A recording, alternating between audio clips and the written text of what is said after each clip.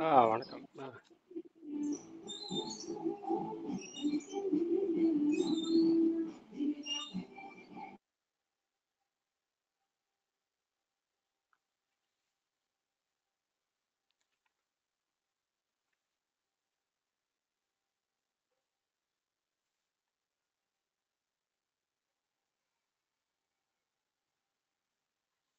இன்றைய இன்றைய காலம் கம்ப்யூட்டர் கம்ப்யூட்டர் காலம்.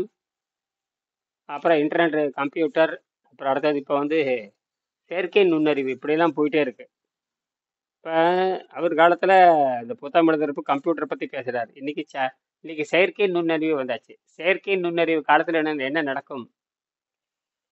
இன்றைய காலம் கம்ப்யூட்டர் காலம். முன்பு கல்வி கற்றவர், ஆஹ், கல்வி கற்றவர், கல்லாதவர் என்ற நிலை இருந்தது. இன்று கம்ப்யூட்டர் தெரிந்தவர், தெரியாத என்ற நிலை. இனி விண்வெளி வாழ்க்கைக்கு தகுதி உள்ளவர், தகுதியற்றவராக மாறுவார். இதுதான் விஷயமே. இப்போ சாட் ஜிபி வரைக்கும் நீங்கள் செயற்கை நுண்ணறிவு வரலாம், ஆனால் அடுத்தது விண்வெளி வாழ்க்கைக்கு தகுதி உள்ளவனா தகுதியற்றவனா காலம் வரப்போகுது. இது ரொம்ப அற்புதமான விஷயம். எழுதிட்டாரு பாருங்க. நீங்கள் கம்ப்யூட்டர் தெரிஞ்ச முதல்ல பிஏ படித்தவன், 10ஆம் வகுப்பு படித்தவன், 12ஆம் வகுப்பு படித்தவன், அப்புறம் பிஏ படித்தவன், இப்படிலாம் சொல்லுவாங்க. அப்புறம் ஒவ்வொரு துறையை பற்றி சொல்லுவாங்க. ஆனால் கடைசியில் கணிப்பொறி வந்து மனிதனுக்கு இணையாக போட்டி போடுறது, கணக்குகளை போடுறது, இதெல்லாம் வந்துச்சு. அப்போ இந்த பிரிவெல்லாம் போய் கணிப்பொறி தெரிஞ்சுமா, கம்ப்யூட்டர் தெரியுமா தெரியாதா, அதுக்கப்புறம் என்ன வரப்போகுதுன்னா, இப்போ அடுத்தது செயற்கை நுண்ணறிவு. செயற்கை நுண்ணறிவு தெரியுமா தெரியாது. இப்போ ஸ்மார்ட் ஃபோன் வந்தாச்சு. ஒரு காலத்தில் ஸ்மார்ட் ஃபோனுன்னு கிடையாது, கம்ப்யூட்டர் பணக்காரர் தான் வச்சுருந்தான். இன்றைக்கி கையில் கைபேசி வந்து அது வந்து பார்த்தீங்கன்னா கணிப்பொறி தான். இப்போ கணிப்பொருள் எல்லாம் வந்து இப்போ அடுத்தது, நீ இந்த உடம்பு விண்வெளி வாழ்க்கைக்கு தகுதி உள்ள உடலா தகுதியற்ற உடலான்னு மாறப்போகுது. அதுதான் விஷயமே. அதுக்கு நிறைய சான்று இருக்குது. அதுக்கு வந்து அகத்தூய்மை தேவை. நீண்ட கால வாழ்வதற்கு அகத்தூய்மை தேவை. அதுதான். இந்த அகத்தூய்மை செய்கின்ற பொழுது கீழே ஆஹ், நூ- எம்- நூ- எண்ப 51ஆம் பக்கம் பார்த்தீங்கன்னா, ஒருத்தர் அந்த ஒரு சமண சமண பிரிவை சேர்ந்த ஒருவர். அவர் வந்து 365 நாள் நீர் நோன்பு இருக்கார். அவரை பற்றிய குறிப்பு இருக்குங்க, 51ஆம் பக்கம். இப்போ இதெல்லாம் வந்து எப்படி அவங்க சாகாம இருக்கிறாங்கன்னா, இந்த உடம்பு விண்வெளி சக்தியில வாழ்றது தான், வேற ஒன்றும் இல்லை. அதுக்கு நேரடியான சான்று இது. போன வருடம் மே மாதம் 1 தேதி என்று, அது அந்த ஒரு குறிப்பிட்ட தேதியில வெங்கடேஷ் நேர்ல போய் சந்திக்கிறாரு. அந்த தேதி அவர் எழுதுறாரு. போன வருடம்னா அவர் அந்த காலத்துல போன தேதி. போன வருடம் மே மாதம் நான் போய் இந்த இடத்த போய் பார்த்துருக்கேன். அப்போ ஒரு போன வருஷம் போய் பார்த்தேன். போன வருஷம் நம்ம போய் இந்த இடத்துல போய் பார்த்துட்டு வந்தேன் நான். சமண லால்பாக்னு சொல்லுவாங்க. கணேஷ் அந்த லால்பாக் கப்பன் பார்க்னு சொல்லுவார். கணேஷ் பாக் இடத்துல பார்த்தீங்கன்னா ஒரு சமண முனிவர்களுக்கு ஒரு பெரிய மண்டபம். அங்கே போய் நான் பார்த்தேன். சும்மா பார்க்கறதுக்கு போனேன். இது நடந்து ஒரு 20 வருஷம் இருக்கும். அவ்வளோ பெரிய பெரிய மண்டபம். அவர் பேர் லால்பாக்ங்கிறது கர்நாடகாவில் தானே இருக்கும். லால்பாக்ங்கிறது கர்நாடகாவில் தானே? ஆமாம், லால்பாக் கப்பன்பாக் கர்நாடகா தான். கர்நாடகா. அதில் அந்த பெங்களூர் அதே தான் அதான். பெங்களூர். அங்கே வந்து சமணர்கள் நிறைய இருக்காங்க. சமணர்கள். ஜெயின் தான் சமணர்கள். ஜெயின்ஸ் தான் சமணர்கள். தமிழ் சமணர்கள் தான், இங்கிலீஷில் ஜெயின்கிறாங்க. ஜெயின் சமணர். அதில் பார்த்தீங்கன்னா ஒருத்தர் வந்து ஒரு 15-20 வருஷத்துக்கு முன்னாடி, அவர் வயது 65. அவர் பேர் சகஜமுனி. அவர் வந்து உண்ணாவிரதம் இருக்கிறதாக சொல்லியிருக்கார். ஏற்கனவே உண்ணாவிரதம் இருந்து பழக்கப்பட்டவர். நான் 360 நாள் உண்ணாவிரதம் இருக்க போகிறேன் என்று சொல்லியிருக்கார். இது நடந்தது சுவாமிஜி அன்று 350வது நாள் வரும் 30ஆம் தேதி 365 நாள் முடிகிறது. அதாவது வெங்கடேசன் போய் சந்திக்கிறார். 1964 ஹரியானாவில் 21 நாட்கள் உண்ணாவிரதம். முதல் அனுபவம் 1994 மும்பையில் அதிகபட்ச 201 நாட்கள். 94 பெங்களூர் கணேஷ் பாக் ஜைனருக்கு சொந்தமான பெரிய வளாகம். இங்கு எந்த உருவச்சிலையும் கிடையாது. ஒரு ஜெயின மடம், மிகப்பெரிய ஹால், மிகப்பெரிய மண்டபம். அது ஒரு 1000 பேர் 2000 பேர் உட்கார மாதிரி ஒரு மண்டபம். இந்த மாதிரி பெரிய திருமண மண்டபம். இதை போய் பார்த்துருக்கேன், நல்லா இருக்கும். இது அங்கே எந்த இதுவும் இருக்காது. உருவங்கிறது ஒரு மண்டபம், அவ்வளோதான். அமைதியாக கூடுவாங்க, சொற்பொழிவு நடத்துவாங்க, அவ்வளோதான். ஆன்மீக சொற்பொழிவு நடத்தினால் 1000 பேர், பல 1000 பேர் உட்காருக்கிற பெரிய இடம். இங்குதான் சகஜமுனி சுவாமி ஒரு அறையில் மேடையில் உண்ணாவிரதம் இருந்தார். தினமும் காலையில் நன்றாக கொதிக்க வைக்கப்பட்ட நீரை ஒரு ஜக்கில் கொண்டு போய் வைத்து விடுவேன். அது ஆறியதும் கொஞ்சம் நீர் குடிப்பார். மாலை சூரிய அஸ்தமனமாகும். மாலையில் சூரியன் அஸ்தமனத்துக்கு பிறகு அதுவும் கிடையாது. 2 வாரம் முன்பு வரை இடையில் கொஞ்ச நேரம் நடந்தார். இப்போது நடப்பதை நிறுத்திவிட்டார். 3 மணி நேரம் தூக்கம், 3 மணி நேரம் தியானம். மற்ற நேரங்களில் வருகிறவர்களுக்கு ஆசி கூறுகிறார். சிலருடன் பேசுகிறார். இப்போது உள்ள கொஞ்சம் சோர்வு ஏற்பட்டிருக்கிறது என்கிறார் சுவாமிஜியின் உதவியாளர் செல்வம். சரி, அவரை பரிசோதிப்பதற்கு பல மருத்துவர்கள் வந்து ஆராய்ச்சி பண்றாங்க. அமெரிக்கா, கனடா ஆகிய நாடுகள் வந்து டாக்டர்கள் வந்து அவர்களை பரிசோதனை செய்கிறார்கள். 72 கிலோன்றது 40 கிலோ எடையாக குறைந்தது இருப்பதை தவிர வேறு எந்த நோயும் இல்லை. சகஜமுனி சுவாமிஜியை சந்தித்து பேசினோம். எந்த நோயும் இல்லை, அவ்வளோதான். அப்படியே எல்லாம் போயிடுச்சு. அந்த கழிவெல்லாம் வெளியே போயிடுச்சு. 32 கிலோ போயிடுச்சு. 40 கிலோ எடை. உடம்பு ஆராய்ச்சி பண்ணி பார்த்தா ஒன்றும் இல்லை. அப்போ அதை இவங்களும் பண்ணியிருக்காங்க. இப்போ நல்லமுத்தும் பண்ணியிருக்காங்க. அவ்வளோதான். இது அப்படியே பண்ணிகிட்டே போனோம்னா உடம்புல எந்த கழிவும் இருக்காது. கழிவு இல்லைன்னா அப்புறம் அவ்வளோதான். மரணம் கேள்விக்குறி. அதாவது நோவினோட மரணம் கேள்விக்குறி. இன்னும் இருக்குது. இன்னும் வருஷக்கணக்காக செய்யும் பொழுது இன்னும் நல்லா தெரியும். இன்னும் வருஷக்கணக்காக செய்யணும். ஏதோ ஆர்வத்தில் செய்கிறப்ப நோயில் செய்கிறது என்பது வேறு. இவங்களாம் நோயில் மாற்றிட்டு செய்கிறாங்க. நாங்கள்லாம் இதை உண்மையை புரிஞ்சுட்டு நாங்களாம் செஞ்சிட்டோம். நீங்களாம் வர்றது நோயா? அப்போ பெரும்பாலும் நோயில் தான் வர்றாங்க எல்லாருமே. நோயில் மாற்றிட்டு வர்றவங்கெல்லாம் அவ்வளோ சீக்கிரம் தப்பிக்க முடியாது. நாங்கள் உண்மையை உணர்ந்து நம்ம மாறணும். இப்போ நோயில் மாற்றிட்டு இருக்கிறவன் தான் படாதுபாடுபடுறான். உண்மையை உணர்ந்து உணவை விட வேண்டும். அதுதான் விஷயமே. இப்போ நாங்களும் அப்படித்தான் போனோம். உணவு பழக்கத்தை எப்படிடா விடுறதுன்னு தெரியல. இப்போ நீங்கள் எல்லாம் பார்த்தீங்கன்னா பெரும்பாலும் எங்கிட்ட வரும்போது 90 நோய் வாய்ப்பற்றவங்க தான் வர்றான். அப்போ தப்பிக்கிறதுக்கு வழி தேட வர்றாங்க. உண்மை உணர்ந்து வர்றதில்லை. என்னது? உண்மை உணர்ந்து வரல, எல்லாம் இதெல்லாம் மாத்திக்குவீங்க. அதனாலதான் 12 வருஷம் ஆப்பு வச்சிருக்கேன் எல்லாத்துக்கும். அதனால நீங்க இந்த வயிற்று வலிக்காக, கால் வலிக்காக இதுக்கெல்லாம் வர்றீங்க. அதெல்லாம் வெற்றி அடையாது. அதெல்லாம் வந்து உடம்பு கெட்டு போய் அதெல்லாம் வெற்றி. உண்மை என்ன? அதான் விஷயமே. உண்மை வந்து இயற்கையோடு கலத்தல். அதுதான் வெற்றி. இப்ப வர 100க்கு 100 பேர் என்கிட்ட வரவங்க பூரா நோயாளிங்க தான். அது ஒண்ணு பண்ண அதுக்கு என்ன பண்ண முடியுது? அப்படித்தான் இருக்குது உலகமே. அப்படித்தான் இருக்குது உலகமே. இது வந்து உண்மை உணர்ந்து வந்து இயற்கையோட கலக்கணும்னு சொல்லி இருக்கக்கூடிய ஆர்வத்தை காட்டிலும் இன்னைக்கு வந்து நோய்வாய்ப்பட்டவனுடைய சதவீதம் தான் அதிகமா இருக்குது. அதுக்கு ஏதாவது ஒரு ரெமெடி கிடைக்காதாங்கிற ஒரு ஆர்வத்துல வர்றதுதான் அதிகம் வருங்க. ஆமா ஆமா. உண்மை உணர்ந்து வர்றதுங்கிறது very very meagre amount of people தான் இருப்பாங்க. ஆமா ஆமா ஆமா ஆமா. சரி சரி சரி. எதற்காக இந்த உண்ணாவிரதம் என்று கேட்டோம். வருகிறவர்கள் எல்லாரும் என்னை கேட்கிறார்கள். நான் 360 நாள் உண்ணாவிரதம் இருக்கிறேன். எல்லாரும் கேட்குறாங்க. கேட்கும் பொழுது அவர் சொல்றாரு, நான் வந்து இதே கேள்வியை அனைவரும் கேட்கிறார்கள். இந்த புண்ணிய பூமியில் உள்ள ரிஷிகளின் கடமை உலக நன்மை, உலக சகோதரத்துவம், அப்புறம் தபசு செய்வதுதான். அதை நான் செய்கிறேன். தபசுடன் உண்ணாவிரதமும் ஏன் செய்கிறீர்கள் என்று கேட்கலாம். இதனால் முன்பிறவி தீவினை பையன் அழியும். அது அவர் சொல்றாரு. இந்த மாதிரி நோன்பு இருந்தோம்னா எல்லா நோய் முன்பிறவி தீவினை பை நல்லா அழிஞ்சு போகுங்கிறாரு. சரிதான். அதெல்லாம் வேற எந்த சுயநலமும் இங்க கிடையாது. நான் வைணவ தர்மத்திலிருந்து ஒரு சகஜ முனியால் ஈர்க்கப்பட்டு நான் சமண மதத்துக்கு, வைணவத்திலிருந்து நான் சமண மதத்துக்கு வந்தேங்கிறாரு.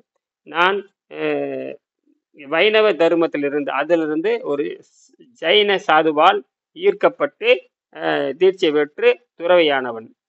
அப்போ வைணவ மதத்திலிருந்து, வைணவம் தான் வெண்ணதிங்கிற மதமாச்சே. எல்லாம் அவ்வளவுதான். வைணவம்னா வெண்ணதிங்கிற அசைவம் சாப்பிட்றவங்க தான். சாதி சமய நெறி துவேஷம் யாருக்கும் இருக்கக்கூடாது. சாதி சமயத்தை மற்றவர்கள் மீது திணிக்கக்கூடாது. எல்லாமே இப்போ எதிராக இருக்குது. நாங்கள் துறவைகள். 2 ஜதை உடை மட்டும்தான் நாங்கள் வைத்துக் கொள்வோம். 2 ஜதை இருக்கும், அவர் தான் வேணும் இருக்குங்கிறாங்க. எங்களுக்கு நாங்கள் துறவிகள். 2 ஜதை மட்டுமே தான் இருக்கும். சூரிய அஸ்தமனம் பிறகு தண்ணீர் கூட அருந்த மாட்டோம். பணத்தை தொடுவதில்லை. ஆசிரமம் என்ற இடத்தில் இருந்தால் பற்று பாசம் அதிகமாகிவிடும். ஆகையினால எந்த நிலையான இடமும் எங்களுக்கு கிடையாது. ஹரியானாவிலிருந்து பல இடங்களுக்கு பயணம் போது மாதிரியை இப்போ நடந்தே வந்தேன். அப்படியேங்கப்ப ஹரியானாவில இருந்து நடந்தே வந்திருக்காரு. அதெல்லாம் ஒரு 20 வருஷத்துக்கு முன்னாடி. உண்ணாவிரதம் முடிந்ததும் உங்கள் படி என்னவாக இருக்கும்? சாதி சாதி, மொழி, இன வேற்றுமை உணர்வை மக்களிடமிருந்து ஒழிக்க பாடுபடுவேன். இந்த உண்ணாவிரதம் மற்றும் தபசின் போது சைன இளைஞர்களும் பெரியவர்களும் சைன இளைஞர்களும் பெரியவர்களும் ஆஹ், செய்கிற மனிதநேயம் மனிதநேயம் வளர்க்க பாடுபடுவார்கள். இளைஞர்கள் நல்லதை சிந்திக்க நல்ல வழியில் ஈடுபட என் உண்ணாவிரதம் அவர்களுக்கு உத்வேகம் தருவதாக கூறுகிறார்கள். யாராவது உண்ணா நோன்பு இருந்தாங்கன்னா அந்த அந்த சமயத்தை சேர்ந்த உண்ணாவிரதம் இருந்தால் அந்த வைரம் அந்த இயற்கையாகவே தூண்டப்படுது பாருங்க. நாங்களும் இந்த மாதிரி இருப்போம் அப்படின்னு ஒரு பெரியவர் ஒரு சமூகத்தை சேர்ந்தவர் இந்த மாதிரி நீண்ட நாள் இருக்கிறாரும் பொழுது எல்லாத்துக்கும் ஒரு தாக்கம் வருது. அவர் உண்ணாவிரதம் இருக்கு அந்த தாக்கம் வருகின்ற பொழுதுதான் நாங்களும் நல்லது செய்வோம் அப்படின்னு நல்லது செய்வோன்னு என்ன வருது அப்படின்னு அந்த இளைஞர்கள் சொல்றாங்கன்னு ஒரு பெரியவர் சொல்றாரு. நல்ல வழியில் ஈடுபடும் என் உண்ணாவிரதம் அவர்களுக்கு உத்வேகம் தருவதாக கூறுகிறார். இளைஞரே சொல்றாங்க. அது உண்மைதான். அது ஒருத்தர் உண்ணாவிரதம் இருந்தாவே அந்த தாக்கம் வருது. அது உண்மைதான். அது மாணவர்களும் சரி பெரியவர்களும் சரி மது புகைப்பழக்கம் இதெல்லாம் தொடக்கூடாதுங்கிற மது இன்னைக்கு வந்து தமிழ்நாட்டில் அதுதான் இருக்கு. மாணவர்கள் மது பழக்கம் எல்லாம் தப்பா போயாச்சு. அசைவத்தை அடியோடு கைவிட வேண்டும். அது சொல்லவே தேவையில்லை. இறைச்சி திங்காத ஒன்றும் கிடையாது. வருகிற 30ஆம் தேதி என்னுடைய 365வது நாள் உண்ணாவிரதம் நிறைவு பெறுகிறது. 360 நாள் ஒரு ஆண்டு. அன்று உலகம் முழுவதும் உள்ள ஜெயின மதத்தவர் அத்தனை பேருமே 3 வயது குழந்தை முதல் முதியவர் வரை சுமார் 1,00,000 பேர் தங்கள் இடங்கள் இருந்தபடி 36 மணி நேரம் உண்ணா நோன்பு இருப்பார்கள் அப்படின்னு சொல்றாரு. அப்படின்னு அவர் கீழ்பட்டு எல்லாரும் இருந்திருக்கிறாங்க. இதுதான் எப்படி இந்த அரேபியாவில் வந்து வருஷத்துக்கு 30 நாள் இருக்கிற மாதிரி இவர் சொல்றாரு. நான் 360 நாள் நிறைவு செய்கிறப்ப உலகத்துக்கு அத்தனை பேருமே அந்த 1.5 நாள் 36 மணி நேரம் உணர்வு இருப்பாங்க. அது ஒன்றும் ஆகாது. உடம்புக்கு ரொம்ப நல்லது தான். அந்த மாதிரி யாரும் இருக்கலாம். 36 மணி நேரங்கிறது ரொம்ப மலிவு. நான் 72 மணி நேரம் சொல்றேன். அவர் 36 மணி நேரம் பாதி செய்யலாம். ரொம்ப நல்லா இருக்கு. 36 மணி நேரத்துக்கு ஒருக்க ஒரு சைவ உணவு சாப்பிட்டாவே போதுமானது. அப்படியே சுத்தமாயிட்டே இருக்கு. அப்புறம் மறந்துடும். அப்புறம் அப்படியே உணவு சுருங்கிட்டே வந்து பெருங்குடல் சுத்தமாயி ரத்தம் பெருங்குடல் சுத்தமாயி இந்த உடல் இழைச்சி நிக்குது பாரு. இவருக்கு இழைச்சி நிக்குது. 72 கிலோ 40 கிலோ வந்திருக்குது. ஆமா. இதுக்கே ஏற்கனவே 100 நாள் 200 நாள் இப்படிதான் இருந்திருக்காங்க. இப்ப கடைசியில 360 நாள் இருந்திருக்காரு. ரொம்ப விஷயம். இதுல இருக்கிற ஒரு ஆதாரம் இதெல்லாம் நமக்கு வந்து நேரடியா பரிசோதிக்கப்பட்ட ஆதாரம். அதுதான் நமக்கு தேவை. மருத்துவர் பார்த்துட்டு போயிருக்காங்க. சரி. அன்று உலகம் முழுவதும் 36 மணி நேரம் உண்ணா நேரம் அனுஷ்டிக்க போகிறார்கள், கடைபிடிப்பார்கள். உண்ணாவிரதம் மனசையும் தூய்மைப்படுத்தும். நீங்களும் விரதமிருந்து பாருங்கள், அதற்கு அப்பதான் தெரியுங்கிறாரு. நீங்களும் இருந்து பாருங்க அப்படின்னு சொல்றாரு. மேற்படி உண்ணாவிரத நிகழ்ச்சியை குறித்து வெங்கடேசன் ஆகிய நான் என்ன சொல்கிறேன்? முனிவர் கொதிக்க வைத்து ஆரிய நீரை குடிக்கிறார்கள். நான் பாக்டீரியா நீக்கப்பட்ட குளிர்ந்து வடிகட்டிய நீரை சிபாரிசு செய்கிறேன். நம்மளும் சாதாரண ஆற்று நீர், பாக்டீரியா நீக்கப்பட்ட வடிநீர். வெங்கடேசன் சொல்றது.